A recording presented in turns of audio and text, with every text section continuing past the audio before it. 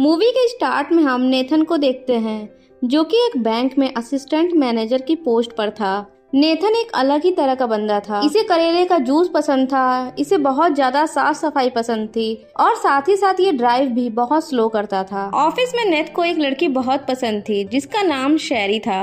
एक दिन बैंक में एक आदमी नेथ के ऑफिस में अपने लोन को लेकर कुछ बातें कर रहा था।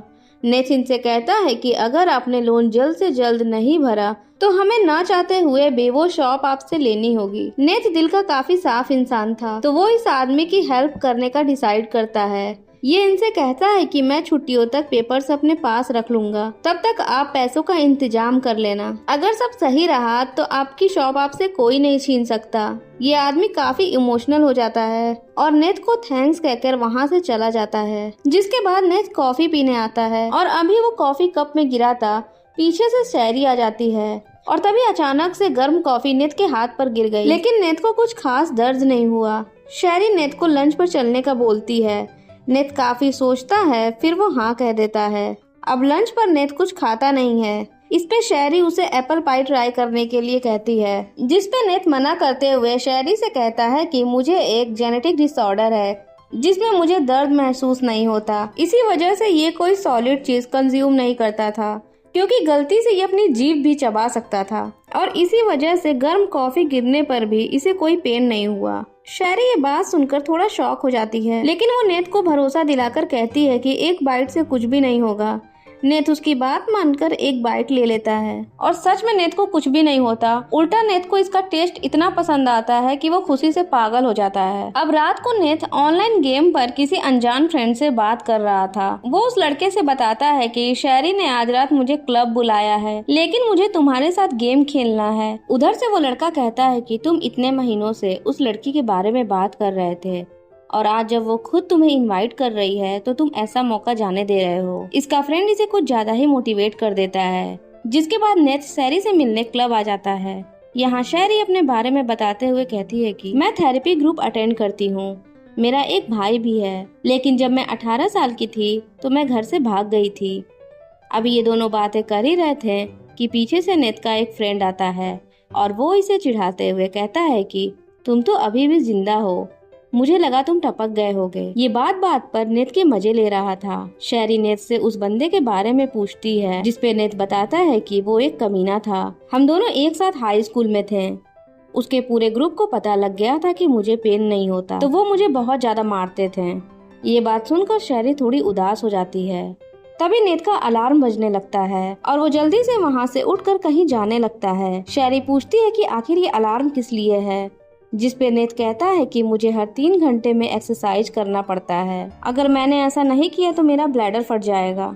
ये बात बोलकर वो एक दूसरे रूम में आकर एक्सरसाइज करता है और जब वो वापस आकर देखता है तो शेरी उसी कमीने के साथ बैठकर एंजॉय कर रही थी। नेथ जब शेरी के पास आता है तो शेरी इस बंदे की काफी तारीफ करने लगती है। शेरी इन दोनों को ड्रिंक ऑफर करती है। इस ड्रिंक को पीने के बाद नेथ को तो कुछ नहीं होता, लेकिन इस कमीने की हवा टाइट हो जाती है क्योंकि शेरी ने इसको पेपर सॉस पिला दिया था। शेरी के इतने अच्छे सपोर्ट को देखकर नेथ इससे काफी इम्प्रेस होता है और अब ये दोनों नेथ के घर आ जाते हैं। नेथ के घर में बहुत सारी बुक्स थी क्योंकि वो कुछ न कुछ नया ट्राई करता रहता था। तभी अचानक से शेरी की नजर नेथ के टैटूज पर जाती है और देखते ही देखते इन दोनों के बीच कांड हो जाता है। सुबह में जब नेथ सोकर उठता है तो ये काफी खुश लग रहा था। अब शेरी की वजह से नेथ लिक्विड डाइट की जगह सॉलिड भी खाने लगा था। जब ये ऑफिस पहुंचता है तो पूरे दिन इसकी नजर शेरी पर ही थी। जैसे ही लंच होता है नेथ शेरी से मिलने उसके पास जाता है, लेकिन तभी बैंक में 3 लोग एंटर होते हैं, वो भी सेंटा की ड्रेस में, और ये लोग अंदर आते ही फायरिंग स्टार्ट कर देते हैं।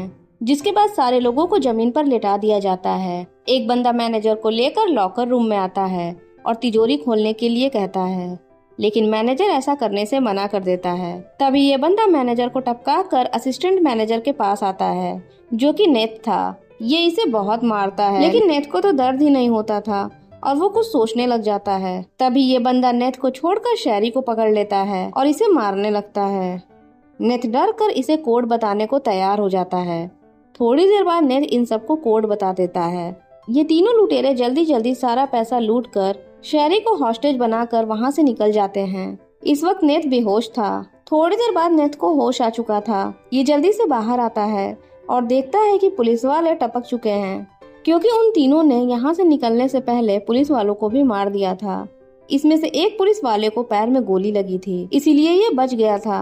नेथ जल्दी से इसकी हेल्प करता है और वो इसकी गाड़ी लेकर शहरी को खोजने के लिए निकल जाता है। नेथ को देखते ही दो चोर साइमन और आंद्रे शहरी को लेकर अलग रास्ते पर चले जाते हैं और तीसरा चोर बेन वो अलग रास्ते पर चला जाता है। आगे आकर बेन गाड़ी रोक देता है। नेथ भी इसके पीछे ही था। वो बेन के पास आकर उससे प्यार से पूछता है कि शहरी कहाँ है, लेकिन बेन को ये पता चल गया था कि नेथ कोई पुलिस वाला नहीं है, तो ये नेथ पर ही अटैक कर देता है। काफी देर लड़ाई करने के बाद गलती से नेथ बेन पर गोली चलाकर उसे टपका देता है।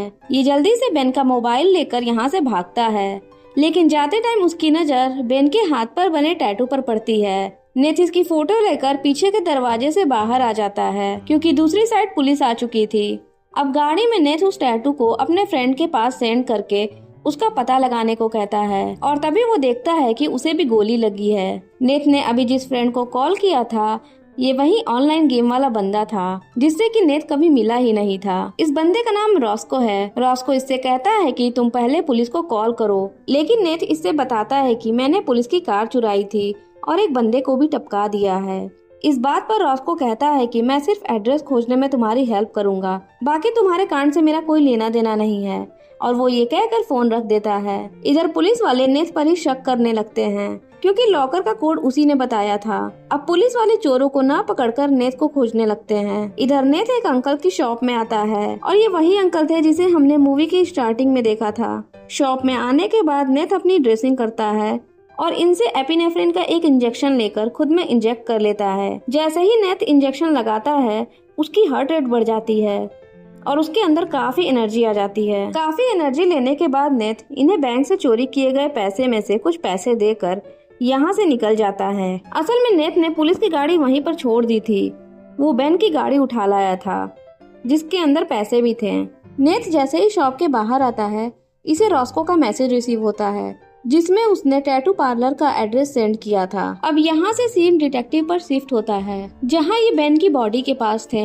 इसमें से एक डिटेक्टिव बारबरा नेथ के बारे में डिटेल निकलवाने के लिए कहती है और थोड़ी देर बाद नेथ की पूरी डिटेल इसके पास थी। ये दूसरे डिटेक्टिव से कहती है कि इसका बैकग्राउंड देखने के बाद कोई बोल ही नहीं सकता कि ये एक क्रिमिनल हो सकता है, और नेथ की लोकेशन निकालने के लिए बारबरा नेथ को कॉल करती है। नेथ बारबरा से काफी अच्छे से बात कर रहा था। यही बारबरा कहती है कि तुम खुद को पुलिस के हवाले कर दो।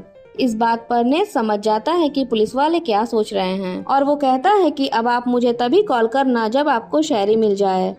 बारबरा शहरी के बारे में पूछती है, जिसपे ये कहता है कि वो मेरी गर्लफ्रेंड है। नेथ बारबरा से थोड़ी इमोशनल बातें करने लगता है, जिसमें वो कहता है कि अगर आपकी बेटी किडनैप हो जाए तो आप पुलिस का वेट करेंगी या फिर खुद उसे बचाएंगी। बारबरा इसका कुछ जवाब नहीं देती और कॉल कट कर देती है। और इधर सभी डिटेक्टिव को नेथ की लोकेशन भी पता चल गई थी, तो वो उसके पास जाने के लिए निकल जाते हैं। अब सीन आंद्रे और साइमन पर शिफ्ट होता है, जहाँ ये दोनों बेन का वेट कर रहे थे।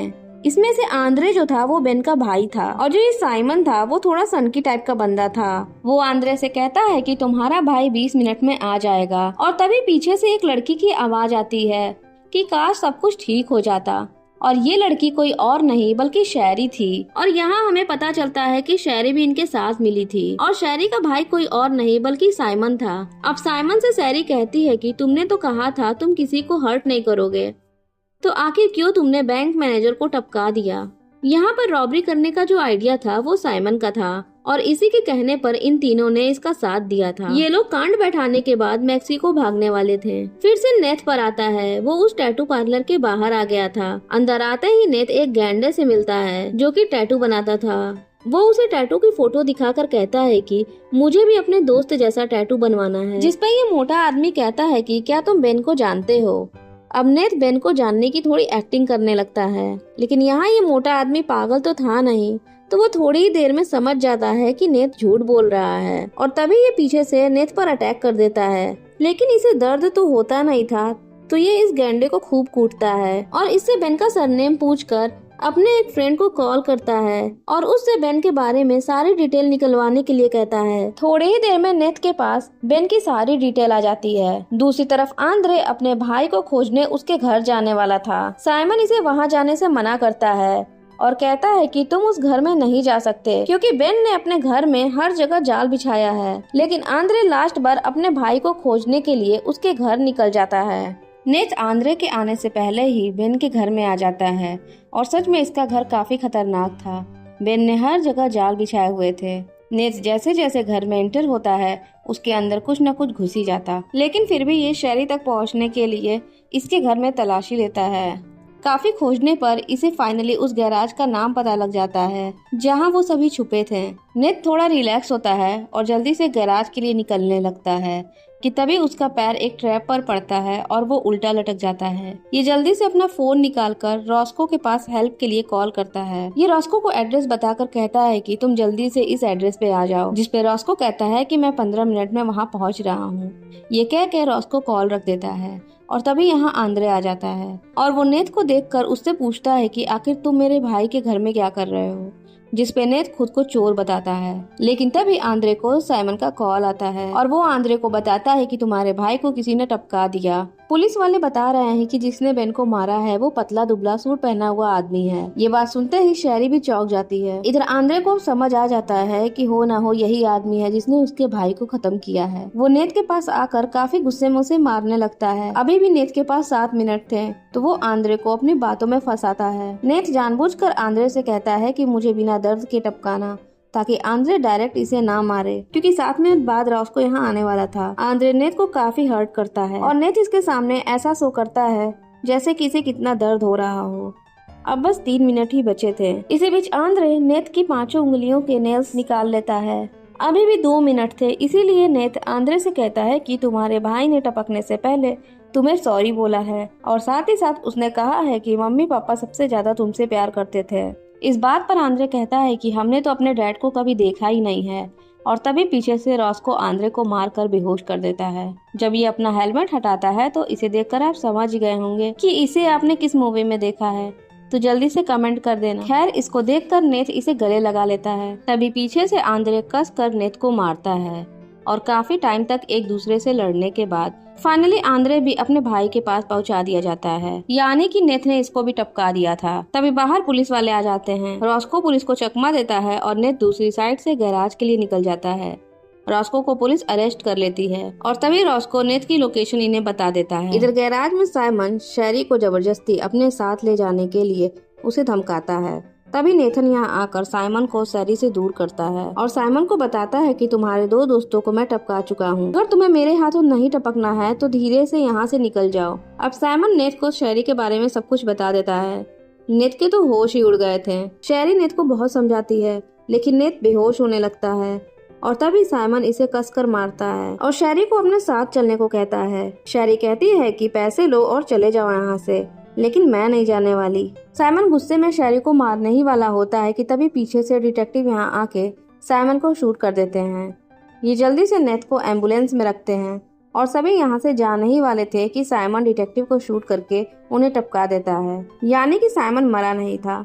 ये पैसे लेकर एम्बुलेंस में आता है और उसमें बैठकर निकल जाता है। शैरी बारबरा और रॉस्को के साथ साइमन का पीछा करती है। इधर साइमन को ये नहीं पता था कि पीछे नेथ है। नेथ को जब होश आता है तो वो देखता है कि उसके हाथ में हैंडकफ लगे हुए हैं। खटर पटर की आवाज से साइमन को भी पता लग चुका था कि पीछे नेथ है। नेथ अपने हाथ पर कस के मारता है और अंगूठे को घुमाकर अपने हाथों को आजाद कर लेता है। वो साइमन को एक जोरदार झटका देता है जिससे कि एम्बुलेंस डिसबैलेंस होकर पलट जाती है। शैरी जब एम्बुलेंस तक पहुंचती है तो वो रॉस्को से कहती है कि तुम जल्दी से बारबरा को हॉस्पिटल ले जाओ, मैं इधर सब कुछ देख लूंगी, क्योंकि साइमन ने बारबरा को भी गोली मारी थी। अब नेथ और साइमन एक दूसरे से लड़ने लगते हैं। नेथ को बचाने के लिए शैरी साइमन पर शूट करती है, लेकिन वो उल्टा शैरी को ही मारने लगता है। इधर नेथ को एपिनेफ्रिन दिख जाती है और वो जल्दी से उसे खुद में इंजेक्ट करता है और नेथ बिल्कुल चंगा हो जाता है।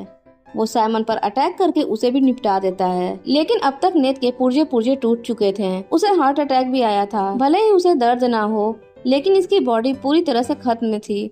इसी वजह से वो काफी समय के लिए कोमा में चला जाता है। जब नेथ को होश आता है तो वो रॉस्को से शैरी के बारे में पूछता है।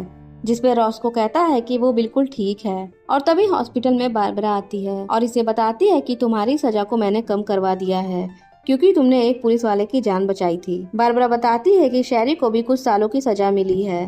अब सीन 1 साल बाद शिफ्ट होता है जहाँ नेट शेरी से मिलने जेल आता है। ये दोनों एक दूसरे से मिलकर काफी खुश थे।